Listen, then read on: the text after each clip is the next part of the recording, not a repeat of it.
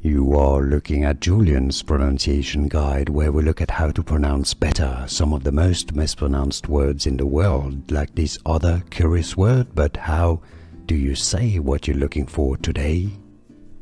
Let's learn how to pronounce this word. From Italian, this is also a name.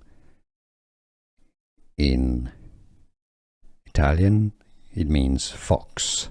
This is Italian for a fox. Italian pronunciation, Volpe. Volpe.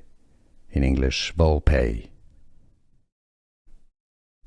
Let's learn how to pronounce this word. From Italian, this is also a name. In Italian, it means fox.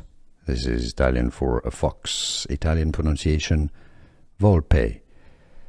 Volpe. In English, Volpe.